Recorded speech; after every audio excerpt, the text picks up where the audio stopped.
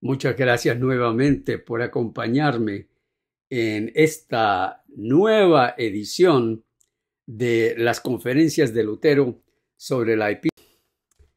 Como ustedes se dieron cuenta, tomamos un pequeño paréntesis para hacer una comparación entre Lutero y Elena de White con respecto a el libro Hechos de los Apóstoles y lo que se requiere de los gentiles para la justificación. Cuando nosotros vimos las enseñanzas de Pablo recopiladas por el gran reformador Lutero, nos dimos cuenta que Lutero, siguiendo al apóstol Pablo, no hace diferencia alguna entre la ley moral y la ley ceremonial.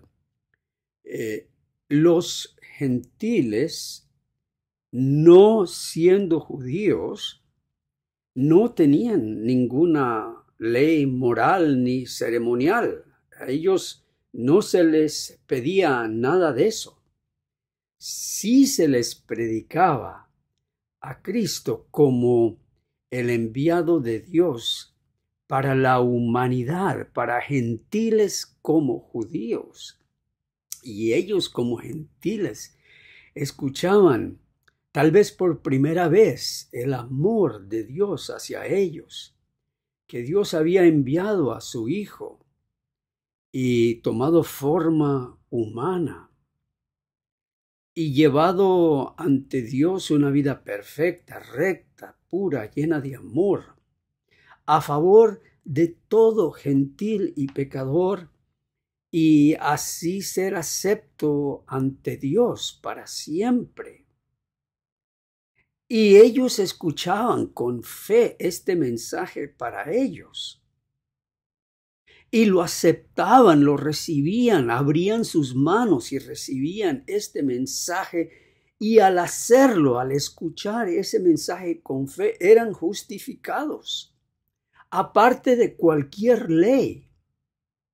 Lo que eso, pues, levantaba el furor, vamos a decirlo así, de algunos judíos que se preguntaban cómo es posible que nosotros los judíos hemos llevado la carga de la ley día y noche y hemos tratado y nos hemos esforzado por cumplir la ley en todo aspecto, mientras que los gentiles no han levantado ni una pajita de la ley. Y con solo escuchar el Evangelio son justificados ante Dios. ¿Cómo puede ser? Y el asunto se trató en un concilio, fue llevado a un concilio de los nuevos creyentes, y allí Pedro dio testimonio que los gentiles habían recibido el Espíritu Santo, habían sido justificados sin la ley y que se regocijaban en el Evangelio, se regocijaban en Jesucristo. Y no le impusieron, el concilio no le impuso nada a los gentiles, solo que se abstuvieran de los ídolos, de la idolatría y de la fornicación. Y allí en ese concilio, Pedro les dice: ¿por qué tentáis a Dios poniendo sobre la cerviz de los discípulos, ahora hablando de los discípulos gentiles, un yugo que ni nuestros padres ni nosotros hemos podido llevar? Antes, creemos que por la gracia del Señor Jesús seremos salvos. ¡Qué precioso! Allí no dice, antes creemos que por el cumplimiento de la ley más la gracia del Señor Jesús seremos salvos, sino que es por la gracia del Señor Jesús y que ellos no le van a imponer el yugo de la ley. Y claro está, la gente se pregunta, ¿y cuál es ese yugo? Bueno, Lutero dice que el yugo es toda la ley moral, ley ceremonial, porque la ley es una sola. El catolicismo romano y el adventismo del séptimo día por medio de Elena White dice que es solo la ley ceremonial que no se le va a imponer sobre los gentiles y que sí se les va a imponer el yugo de la ley moral, aunque para algunos ellos dicen que no es yugo alguno. Pero bien, eso lo deciden ellos, si es yugo o no. Pero el Señor nos dijo, llevad mi yugo sobre vosotros. Y allí Él no está hablando el yugo de la ley, allí está hablando Él, llevad mi yugo de mi amor, de que yo los he perdonado, de que ustedes son aceptos en mí. No se zafen a hacer sus propias cosas. Mi yugo es que ustedes estén bajo mi decreto de perdonados. Así que no es el yugo de la ley que se les impone a los gentiles. Es el yugo de la gracia. Porque ser amados y vivir bajo la gracia para nuestra naturaleza pecaminosa a veces se nos hace difícil vivir bajo tanta gracia, aceptar tanta gracia. Creemos que no somos merecedores de tanta gracia. Bueno, antes creemos que por la gracia del Señor Jesús seremos salvos, de igual modo que ellos, que los gentiles. Y entonces algunos, creo que una hermana me estuvo preguntando, por lo cual yo juzgo que no se inquiete a los gentiles que se conviertan a Dios, sino que se les escriba que se aparten de las contaminaciones de los ídolos, de fornicación, de ahogado y de sangre. ¿Cómo entendían ellos todo eso? Pues yo no estoy seguro de qué manera entendían ellos lo de ahogado y de sangre. Puede ser que la comida, la carne ofrecida a los ídolos era cruda y tenían que comerse parte de esta comida cruda con su sangre. Claro, no hay récord histórico para decir que así era. Es una posibilidad. Pero eso fue todo. Aquí no se les impone sábado, diezmos, todo que era parte de la ley moral, ceremonial, civil. Los diezmos eran parte de la ley civil y aquí no se les impone los diezmos. Así que ustedes ven esa gran diferencia. White dice, sí se les debe imponer el yugo de la ley en vez del yugo de la gracia. Pablo dice, solo la gracia. Y estas cosas que tienen pues mucha lógica, ¿no? Abstenerse de adorar a los ídolos y algo que venía relacionado con la adoración de los ídolos era la fornicación. Pues en los templos paganos la fornicación era parte de esos rituales que se ofrecían a las diosas. Así que eso era totalmente contradictorio a reconocer a Jesucristo como nuestro Señor. Al Señor tu Dios adorarás y a Él solo servirás. Y lo demás estaba también relacionado con los ídolos y el paganismo. Y ya sabemos nosotros que en la sangre de los animales, sangre que no se ha cocinado, eso puede contener tóxicos y muchas cosas que pueden ser perjudiciales para el cuerpo. De tal modo que eso es todo lo que se les impone a los gentiles creyentes.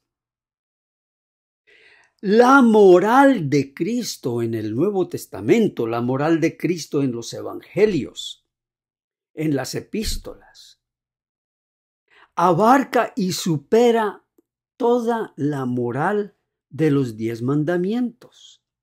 Lo único que no contiene la moral del Nuevo Testamento es el mandamiento del sábado. ¿Por qué? Porque Cristo es el sábado viviente. Venid a mí, todos los que estén cansados y abatidos, y yo os daré sábado en Él mismo. Reposar en Él de nuestros pecados es entrar en un sábado que jamás se pondrá.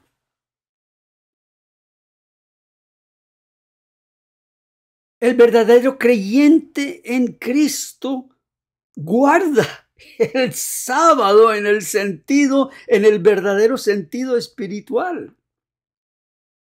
Él no lo recibe el viernes por la noche y luego despide a Cristo el sábado al ponerse el sol. No. Cristo es mi sábado y cuando yo lo recibí una vez, jamás lo voy a despedir de mi vida. ¿Para qué? Le voy a decir al Señor Jesucristo que bueno, no, ya reposé en ti el día sábado, ahora pues entonces hasta el próximo, ¿no? Chao. Pero eso es lo que se hace con el presunto cumplimiento del sábado semanal, cada séptimo día. De tal modo que quedan esos detalles y lo que el reformador en su charla a los Gálatas, en su materia, dictando a los Gálatas, él está ahora enfatizando este punto de que le hace la pregunta a los Gálatas: ¿ustedes recibieron el Espíritu por medio de la ley o por el oír de fe? Entonces, Lutero tiene esta genial idea de ir al Nuevo Testamento, ir al libro Hechos de los Apóstoles y apoyarse en el libro de los Hechos para decir que los gentiles fueron justificados sin la ley. Pero ahora él va un paso más. Ahora él va al Antiguo Testamento y toma la experiencia de Naamán el sirio para también comprobar que los gentiles en el Antiguo Testamento fueron justificados ante Dios sin la ley judía. Naamán el sirio sin duda fue un hombre bueno y piadoso con un criterio reverente y temeroso de Dios. Según lo dice acá. ¡Ay, fíjense qué bueno! Porque encontré aquí un error. Yo puse aquí cuando estaba traduciendo al español, yo puse la palabra reyes en inglés kings. Y debo poner reyes, y es algo que tengo que comunicarle al publicador, porque en este momento están también haciendo una redacción, una revisión. Así que tengo que apuntar y enviarles este aviso para que corrijan allí y no se confunda el lector en español, donde dice Second Kings, poner en español Segunda de Reyes. Aunque era gentil y no pertenecía al reino de Moisés, el cual estaba en su apogeo en ese entonces, fue limpiado de su lepra. El Dios de Israel se le reveló y recibió el Espíritu Santo. Pues dijo así: ahora conozco que no hay Dios en toda la tierra, sino en Israel. Naamán no hace nada, no guarda la ley, no ha sido circuncidado. Solamente ruega que se le permita llevar un poco del polvo de esa tierra, tanto como 2 mulas pudieran cargar. Además, pareciera que su fe no era ociosa, pues habla con el profeta Eliseo de la siguiente manera. Fíjense, de aquí en adelante tu siervo no sacrificará holocausto ni sacrificio a otros dioses, sino a Jehová. Fíjense qué bonito. Él viviendo en el Antiguo Testamento y sin que nadie le dijera, ya estaba guardando la ordenanza que el Concilio de Jerusalén le mandó a los gentiles en el Nuevo Testamento. Eso es increíble. En esto perdone Jehová a tu siervo, que cuando mi señor, es decir, el rey, entrare en el templo de Rimón y para adorar en él, se apoyare sobre mi mano. Si yo también me inclinare en el templo de Rimón, si en el templo de Rimón me inclino, Jehová perdone en esto a tu siervo. A lo que el profeta le dijo: vete en paz. Por tanto, fue justificado. ¿Por qué? Porque siendo justificados tenemos paz para con Dios por medio de nuestro Señor Jesucristo. Cuando el judío escucha esto, estalla furioso diciendo: ¿qué?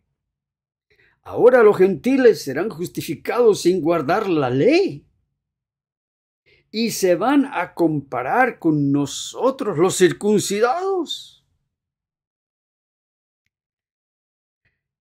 Los gentiles fueron justificados sin la ley, aun cuando la ley y el pacto de Moisés estaban en vigencia. Sí, cuando la ley y el pacto de Moisés estaban en vigencia. Los gentiles fueron justificados sin la ley. Tiempo atrás, cuando todavía regía y florecía el reino de Moisés, Dios manifestó que Él justifica a los hombres sin la ley, tal cual justificó a muchos reyes en Egipto y en Babilonia. También a Job. Job no fue judío. Él vino mucho antes que hubiera nación judía y muchas otras naciones del oriente. Además, Nínive, aquella gran ciudad, fue justificada y recibió la promesa de Dios que no sería destruida. ¿Pero debido a qué? No fue porque escuchó y cumplió la ley. Ellos no sabían la ley. En una ciudad pagana. Fue porque Nínive creyó la palabra de Dios predicada por Jonás. Así lo dijo el profeta. Y los hombres de Nínive creyeron a Dios y pregonaron ayuno y se vistieron de cilicio, es decir, se arrepintieron. Nuestros adversarios astutamente pasan por alto esta palabra: creyeron. Pero el resultado de todo surge de allí.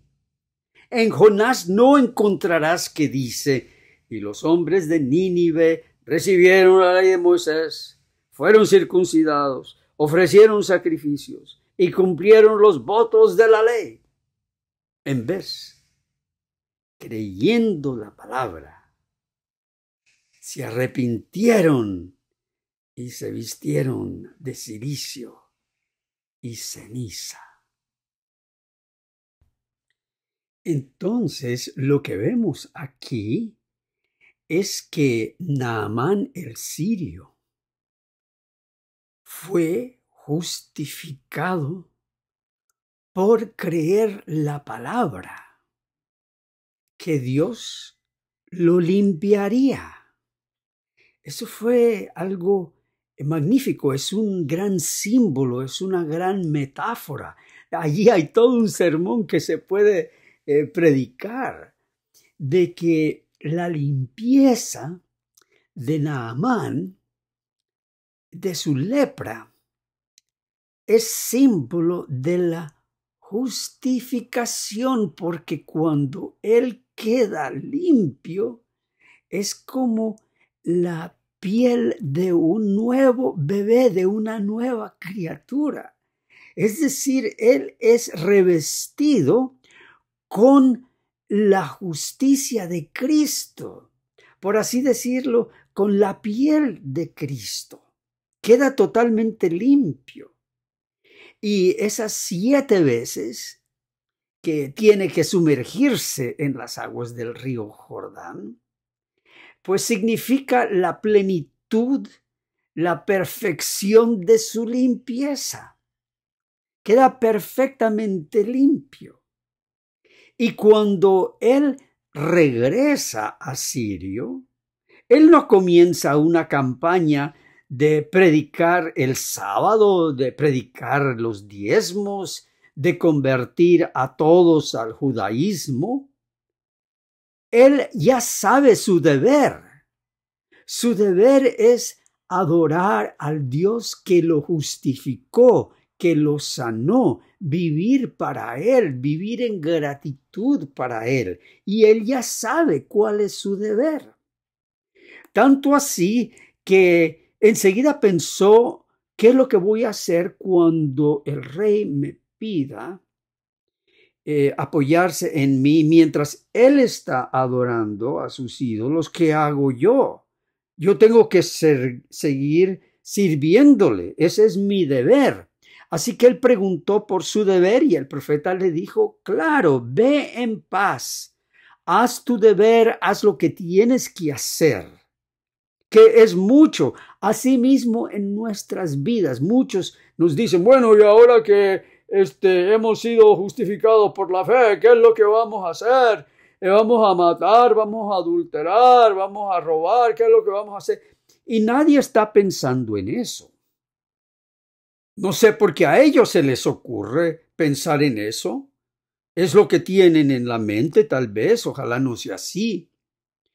Pero lo que el cristiano tiene por delante es mucho. Si es padre, tiene que ser un buen padre, amable, considerado con sus hijos, con su esposa. Ser honrado, puntual en su trabajo. Lo mismo, o sea, hombre o mujer, atender a los deberes de su casa, mantener, ayudar al prójimo en lo que les sea posible. Es decir, el cristiano tiene muchas cosas buenas por delante que hacer una vez que ha sido justificado. No es una vida ociosa, ni tampoco es una vida de paganismo, libertinaje, como algunos nos acusan acá. No, la vida del cristiano es una vida en la cual el cristiano va cumpliendo su deber, se da cuenta de sus defectos, toma nota de cómo sus defectos pueden estar lastimando a otros, los corrige, sigue adelante. Y todo eso sin observar ni un séptimo día, ni pagar un diezmo, aunque sí es necesario para adelantar la causa del Señor, pues Él también va a participar, va a aportar, pero sin ninguna ley que como yugo lo doblegue y lo intimide y se use la ley para intimidarlo, porque para libertad fuimos nosotros llamados, dice la palabra. Todo esto fue demostrado plenamente antes de que Cristo fuese revelado, y él está hablando aquí, Lutero vuelve a dictar la cátedra, y él está hablando ahora del Cristo antes de ser revelado, cuando todavía reinaba aquella fe que confiaba en el Cristo venidero. Si en aquel entonces los gentiles fueron justificados sin la ley y en secreto recibieron el Espíritu Santo, cuando la ley todavía regía, ¿por qué entonces debe ahora, hablando ahora él de su tiempo, requerirse la ley como condición de justicia cuando ya quedó abolida por el Cristo ya manifestado? Abolida en el sentido de que Cristo es la plenitud de la ley. Su vida es, como dice el salmista, mi copa está rebosando.